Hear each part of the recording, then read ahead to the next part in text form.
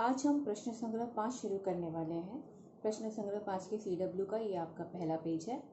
कर्ण तथा एक भुजा की लंबाई देने पर समकोण त्रिभुज की रचना करना। कर्ण मतलब समकोण त्रिभुज के सामने वाली समकोण के सामने वाली भुजा, कर्ण और एक भुजा, इन दोनों की लंबाई जब दी गई हो तो हम त्रिभुज की रचना किस प्रकार से करेंगे। सबसे पहली बात बच्चों, यदि कर्ण की लंबाई दी है मतलब वो त्रिभुज समकोण त्रिभुज ही होगा। इसके लिए नीचे वाली भुजा AN 8 सेंटीमीटर की रचना मैंने पहले से करके रखी है। अब हम क्या करेंगे, चांदा लेंगे। चांदा लेकर A पर एक समकोण यानी 90 अंश का कोण बनाएंगे। आपको सारी आकृति पेंसिल से ही बनानी है। आपको फर्क दिखाई दे इसलिए यहाँ मैं पेन का उपयोग कर रही हूँ। आपको पेन का उपयोग बिल्कुल भी नहीं करना है। ये मैंने 90 अंश का कोण बनाया A पर। अब हम क्या करेंगे, गोला प्रकार में ये भुजा हमको 10 सेंटीमीटर दी है तो गोला प्रकार में हम स्केल से 10 सेंटीमीटर की दूरी को नाप लेंगे। ये मैं 0 पर रख रही हूँ, देखो 0 से ये मैं आई 10 सेंटीमीटर। अब इसको रखेंगे हम N पर रखकर लाल वाली लाइन पर एक चाप काट लेंगे। यहाँ पर मुझे मिल रहा है बिंदु N। ठीक है, कौन सी भुजा नापी मैंने, कर्ण नापी। यहाँ पर मुझे मिला बिंदु N। अब हम क्या करेंगे, इन दोनों को हमने जोड़ दिया और ये बनी 10 सेंटीमीटर की भुजा।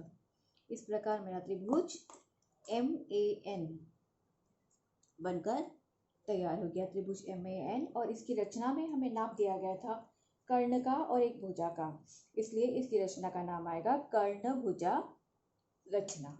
इस प्रकार की रचना को हम इसी प्रकार पहचानेंगे, कर्ण का माप दिया गया होगा और एक भुजा का माप दिया गया होगा। इसी प्रकार से इसका दूसरा प्रश्न है, समकोण त्रिभुज STU की रचना करो जिसमें कर्ण SU और ST 4।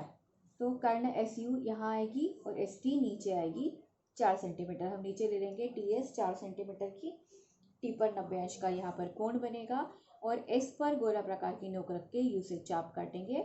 ये रचना आपको खुद बनानी है। इसी प्रकार से त्रिभुज ABC में AC 7.5 दिया गया है। ABC यानी B पे कोण 90 अंश का और BC 5.5। इसकी भी कच्ची आकृति मैंने बनाई है, इसकी भी पक्की आकृति आपको बनाकर भेजनी है। BC 5.5, उसके ऊपर पहले 90 अंश का कोण बनाएंगे, फिर C पर रखकर 7.5 सेंटीमीटर पर चाप काटेंगे। रचना कर्ण भुजा रचना। इसी प्रकार से त्रिभुज PQR में लेंथ PQ 4.5 सेंटीमीटर PQ, और जो PR है इसकी लंबाई बहुत ज़्यादा है 11.7 सेंटीमीटर। तो ये ऐसा ही लंबा त्रिभुज बनने वाला है। ध्यान में रखना, नीचे से बनाना शुरू करना और ये जो कोण है ये भुजा लंबी बनाना। ये तीनों रचनाएं आपको होमवर्क में करके भेजनी है।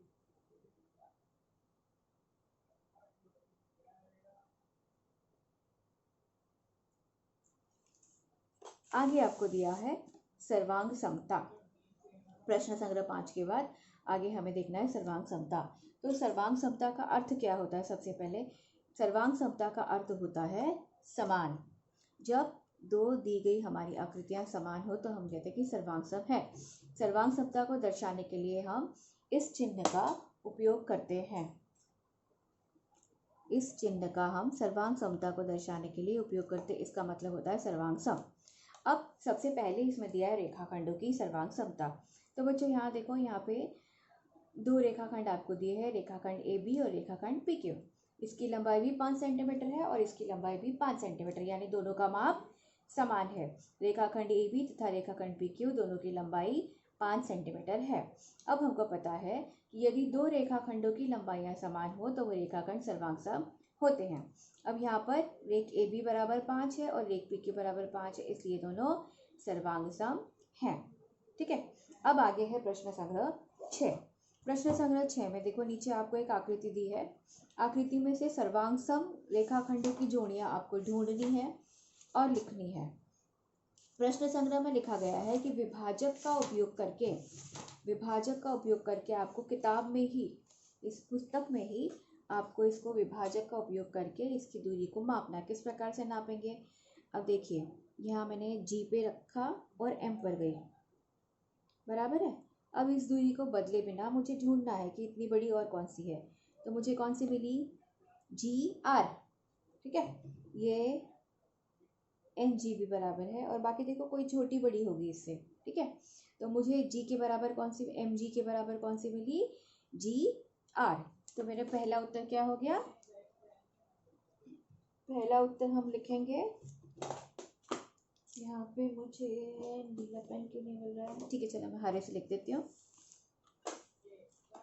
यहाँ पे उत्तर किस प्रकार से लिखेंगे, रेख जी एम सर्वांग रेख जी आर। अब बाकी कौन कौन सी सर्वांग है ये आपको किताब में ही ढूंढना है, ठीक है। किताब में ही तो आप गोला प्रकार या विभाजक लोगे और यहाँ पे जी पे रख के इसके बराबर कौन सी है, कौन सी बराबर बराबर है वो ढूंढकर यहाँ 3 जोड़ियाँ लिखना है। दूसरा प्रश्न है, नीचे दी गई रेखा पर संलग्न बिंदुओं के बीच का अंतर समान है, मतलब क्यू पी पी जेड ये दोनों के बीच का अंतर समान है। अब देखना है कि ए बी, ए कहाँ है, ए मेरा यहाँ है और बी मेरा यहाँ है। तो रेखा ए बी के बीच की दूरी कितनी है, 1।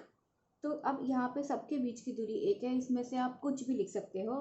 तो मैं यहाँ लिख देती हूँ XY, ठीक है, चलेगा। XY भी एक ही है ना, आप इसमें से किसी का भी नाम लिख सकते हो, ठीक है। अब इसी प्रकार से BY, तो B से Y तक जाइए, कितना है 1 2 3 4। तो 4 दूरी वाली कोई भी रेखा का नाम आप इसमें लिख सकते हो, ये पूरा आपको खुद ही पूरा करना है, ठीक है। अब इसमें क्या आया था, ए बी का हमने लिखा था XY, बाकी ये सारे उत्तर आपको खुद लिखने हैं, ठीक है। अब उसके बाद अगला है कोणों की सर्वांग समता, ये सारे उत्तर लिख लिए, ठीक है। अब अगला कोणों की सर्वांग समता, कोणों की सर्वांग समता भी उसी प्रकार है, जिन दो कोणों के माप समान होते हैं उन्हें हम सर्वांग सम कोण कहते हैं। अब देखिए यहाँ पे कोण LMN बराबर 50 अंश, ठीक है, और कोण XYZ बराबर 50 अंश। मैंने आपको पहले भी बताया था कि जब हम इस तरफ कोण बनाते हैं तो चांदे के इस जीरो से नापते हैं, और जब हम इस तरफ कोण बनाते हैं तो चांदे के इस जीरो से नापते हैं। तो ये भी 50 है और ये भी, दोनों 50-50 अंश के, तो दोनों के माप समान है, दोनों के माप समान है। और हम जानते हैं जिन दो कोणों के माप समान होते हैं वे कोण सर्वांग सम होते हैं। इसलिए ये कोण देखिए मैंने कोण का माप अलग बनाया और एल अलग बनाया है, ये दोनों अलग अलग आपका भी दिखना चाहिए, ठीक है। कोण LMN बराबर कोण सर्वांग सम कोण XYZ, क्योंकि दोनों बराबर है।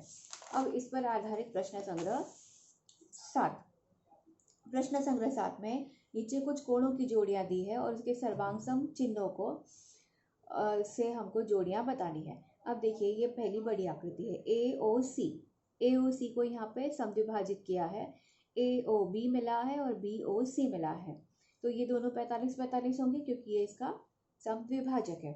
इसलिए मैंने पहला कोण लिख दिया है AOB और BOC, ये दोनों सर्वांग सम है। अब इसमें और कौन कौन से आपको सर्वांग सम दिख रहे हैं वो 3 जोड़ियां आपको यहाँ पर ढूंढ कर लिखनी है। अंत में आपको दिया गया है वृत्तों की सर्वांग समता। वृत्तों की सर्वांग समता के लिए क्या करेंगे, अगला टॉपिक है आपका वृत्तों की सर्वांग समता। वृत्तों की सर्वांग समता हम कैसे नापेंगे, तो जिन दो वृत्तों की त्रिज्या समान होती है, जैसे यहाँ 2 वृत्त है, एक O केंद्र वाला एक P केंद्र वाला, दोनों की त्रिज्या यहाँ पे देखिए हरे रंग से लिखी है मैंने, 2 सेंटीमीटर 2 सेंटीमीटर है। तो जिन दो वृत्तों की त्रिज्या समान होती है वे दोनों वृत्त भी सर्वांग सम होते हैं। तो दिए गए दोनों वृत्तों की त्रिज्या का माप 2 सेमी है, इसलिए दोनों वृत्त भी सर्वांग सम है, ठीक है।